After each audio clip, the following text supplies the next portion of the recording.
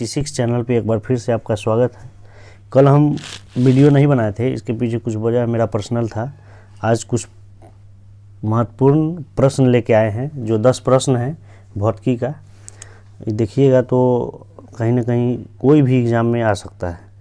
अब देखिए, question number 1 कह रहा है कि सूर्य को देखने के लिए किस यंत्र का प्रयोग किया जाता है।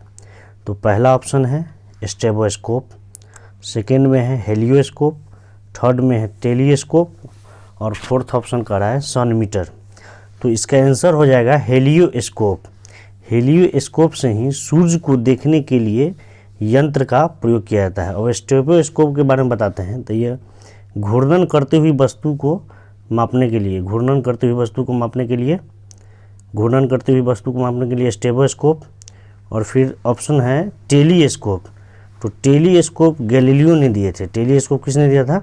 गैलीलियो ने। यानी कि दूर की वस्तु को देखने के लिए ना टेलीस्कोप का यूज किया जाता है। और अगला है सन मीटर। तो सन मीटर का प्रयोग जो है ना, सन मीटर का प्रयोग किया जाता है सौर विकिरण को रिकॉर्ड करने के लिए। सौर विकिरण को रिकॉर्ड करने के लिए सन मीटर का प्रयोग किया जाता है। इसलिए मेरा पहला का आंसर हो जाएगा बी नंबर, हेलियोस्कोप। अब देखिए टेलीस्कोप में और कुछ बता देते हैं। टेलीस्कोप में जो है ना उत्तल लेंस का प्रयोग किया जाता है। टेलीस्कोप में उत्तल लेंस का प्रयोग। अब नेक्स्ट देखते हैं। अगला क्वेश्चन है कि ब्रह्मांडीय टेलीस्कोप का नियम किसने दिया था। तो एक टेलीस्कोप है और एक ब्रह्मांडीय टेलीस्कोप है, दोनों में बहुत अंतर है। तो टेलीस्कोप दिया था गैलीलियो, लेकिन जब कहेगा ब्रह्मांडीय टेलीस्कोप तो वो दिए थे केपलर महोदय। ठीक है। और गैलीलियो इटली के वैज्ञानिक थे। इन्हें ही मॉडर्न फिजिक्स का जनक कहा जाता है, फादर ऑफ मॉडर्न फिजिक्स। और लेंज का नियम तो जानते ही हैं, ऊर्जा संरक्षण से संबंधित है। और ये डी नंबर में है अरस्तु को जानते ही हैं, जीव विज्ञान के जनक। इनके बारे में कुछ कहना ही नहीं है। तो इसका आंसर हो जाएगा जोहान्स केपलर।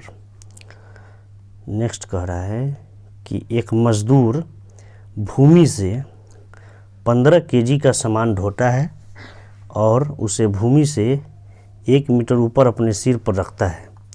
तो इसके द्वारा सामान पर किए गए कार्य की गणना करें।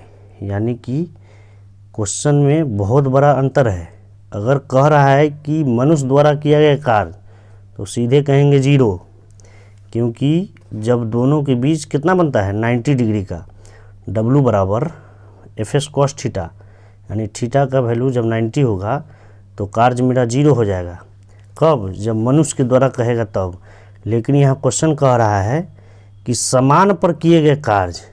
किस पर? समान पर। तो समान पर किया गया कार्य यानी उसकी स्थिति में परिवर्तन हो रहा है।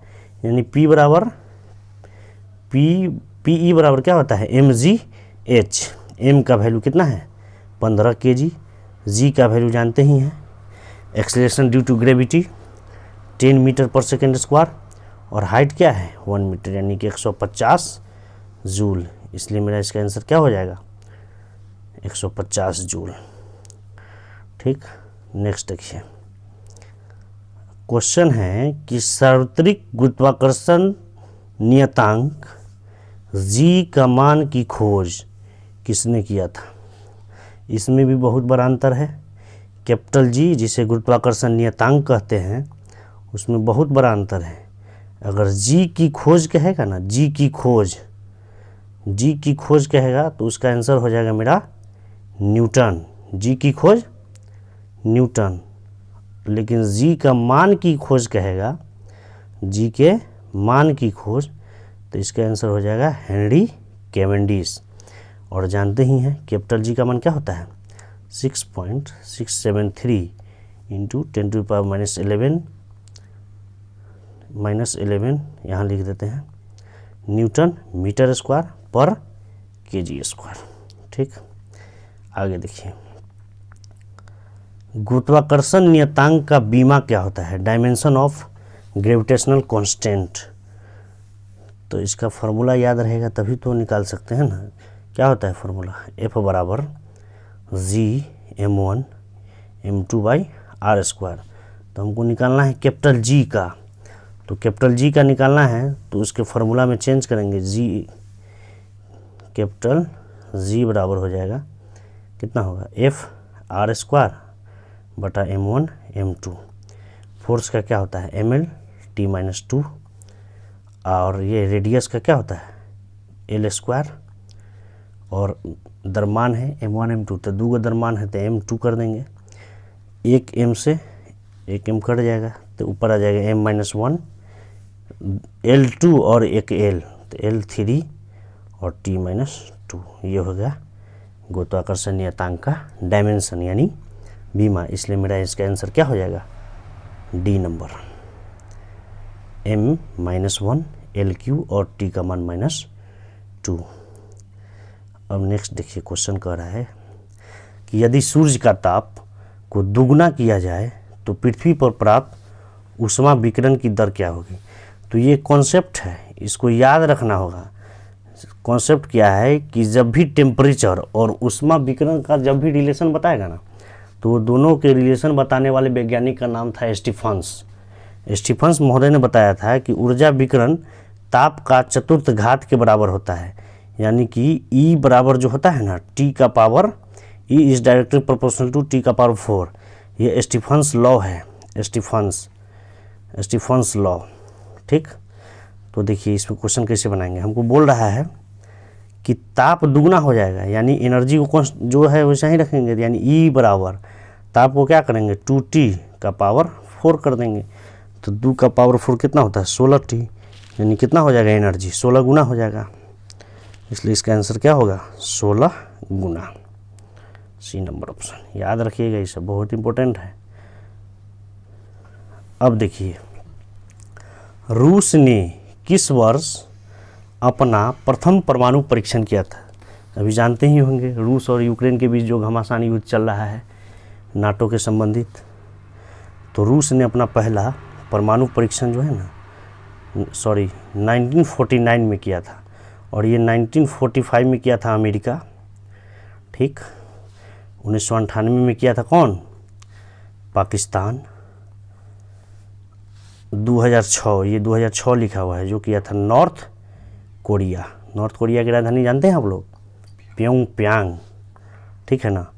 और इसके बारे में आगे बता देते हैं कि अगर भारत के बारे में पूछेगा परमाणु परीक्षण तो 1974, इसके 10 साल के बाद 10 साल पहले 1964 में किया था चाइना। ठीक, बस इतना ही। आगे देखिए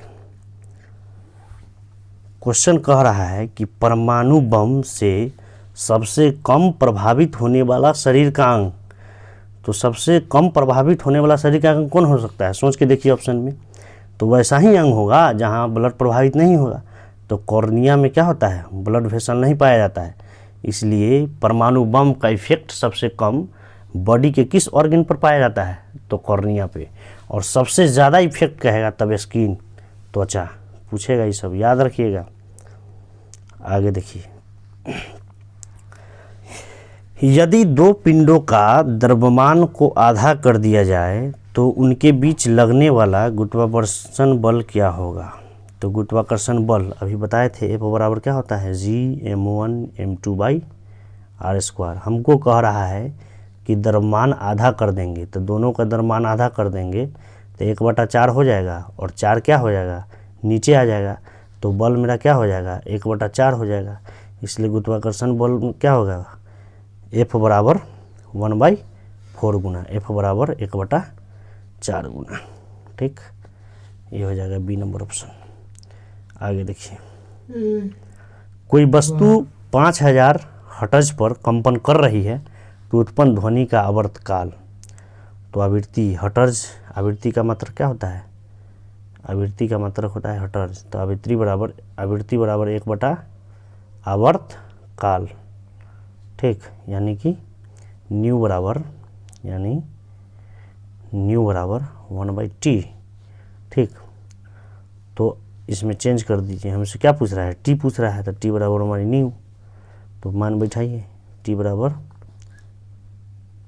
1/5 पर 3 को 0, तो ऊपर जाएगा, हमको नीचे 4 को वैल्यू है, तो ऊपर कितना हो सकता है 0.002 सेकेंड, 0.002 सेकेंड, ये वाला ऑप्शन। तो यहाँ ऑप्शन चेंज कर लीजिए, बी नंबर ऑप्शन जो है ना वो थोड़ा मिस्टेक हो गया है, यहाँ पे 0.0002 सेकेंड होगा, तब मेरा क्या हो जाएगा 5000 हर्ट्ज। तो ठीक है, आज के लिए इतना ही। कल फिर 10 मिसलेनियस क्वेश्चन ही लाएंगे फिजिक्स का, ताकि एग्ज़ाम नज़दीक है, छूटे नहीं एक भी प्रश्न, और ऐसे ही अच्छे अच्छे प्रश्न लाते रहेंगे न्यूमेरिकल विथ न्यूमेरिकल। इसलिए आप लोग हम लोग के चैनल से जुड़े रहें, लाइक शेयर और सब्सक्राइब करते रहें, और अधिक से अधिक जानकारी प्राप्त करते रहें, और सबको प्रेरणा दें। धन्यवाद।